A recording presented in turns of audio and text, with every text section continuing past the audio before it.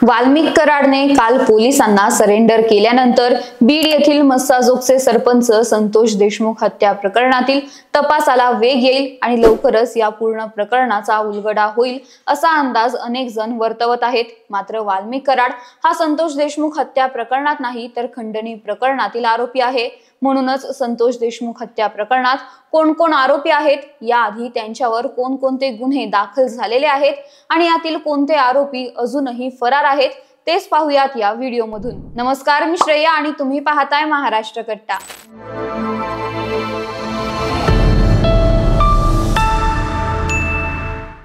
बीड येथील मस्साजोगचे सरपंच संतोष देशमुख हत्या प्रकरणात सुरुवातीपासूनच वाल्मिक कराड हे नाव चर्चेत आहे। मात्र या सगळ्यांमध्ये वाल्मिक कराड व्यतिरिक्त अजून देखील काही आरोपी आहेत। म्हणूनच बीड हत्या प्रकरणातील हे आरोपी कोण आहेत आणि त्यांच्यावर यापूर्वी किती गुन्ह्यांची नोंद झाली आहे ते पाहूयात। संतोष देशमुख हत्या प्रकरणातील मुख्य आरोपी म्हणून सुदर्शन घुले याच्याकडे पाहिले जात आहे। सुदर्शन घुलेचे वय 26 वर्ष असून मागील 10 वर्षांमध्ये जवळपास 10 गुन्ह्यांची नोंद त्याच्या नावावर आहे। केज पोलिसांमध्ये सुदर्शन घुले विरोधात तब्बल 8 गुन्ह्यांची नोंद आहे। मारहाण, चोरी, अपहरण, खंडणी, खुनाचा प्रयत्न व फूस लावून पळवणे या प्रकारच्या विविध गुन्ह्यांची नोंद सुदर्शन घुलेच्या नावावर आहे।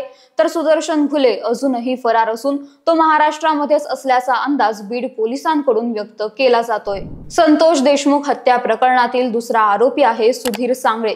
सुधीर सांगळेवर आवादा कंपनीकडे 2 कोटींची खंडणी मागितल्याचा गुन्हा दाखल आहे।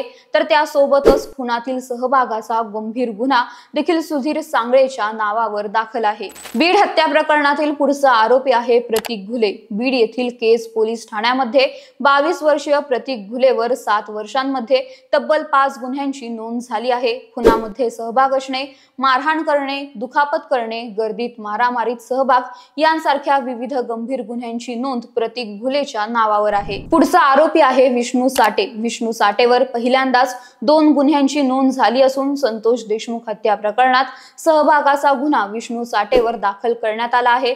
तर विष्णू साठे हा राष्ट्रवादीचा माजी तालुकाध्यक्ष असून आवादा कंपनीकडे खंडणी मागितल्याचे 2 गुन्हे देखील विष्णू साठे याच्या नावावर दाखल आहेत। पुढील आरोपी आहे कृष्णा आंधळे। कृष्णा आंधळेवर 4 वर्षांमध्ये तब्बल 6 गुन्ह्यांची नोंद आहे। खुनाचा प्रयत्न, गर्दी, मारामारी, खंडणी मागणे यांसारखे अनेक गुन्हे कृष्णा आंधळे याच्यावर दाखल आहेत। कृष्णा आंधळे सोबतच 21 वर्षीय महेश केदार देखील या हत्या प्रकरणातील आरोपी आहे।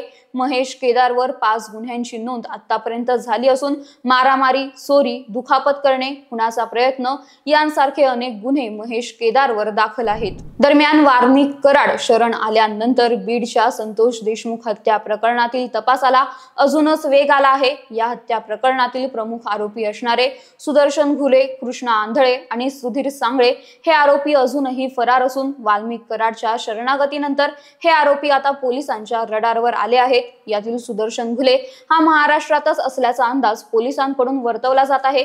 तर इतर 2 फरार आरोपी महाराष्ट्राबाहेर असण्याची शक्यता वर्तवली जाते। बीड येथील संतोष देशमुख हत्या प्रकरणामधील फरार असणारे हे 3 आरोपी पोलिसांच्या ताब्यात आल्यानंतरच खऱ्या अर्थाने संतोष देशमुख हत्या प्रकरणाचा उलगडा होण्यास मदत होऊन संतोष देशमुख यांची हत्या का करण्यात आली, त्यांच्या हत्येमागे नेमकं काय कारण होतं या प्रश्नांची उत्तरे देखील समोर येतील अशी शक्यता वर्तवली जात आहे। तर यावर तुमचे मत काय ते आम्हाला कमेंट करून नक्की सांगा आणि या व्हिडिओला लाईक, शेअर आणि महाराष्ट्र कट्टा या आमच्या YouTube चॅनलला सबस्क्राईब करायला विसरू नका।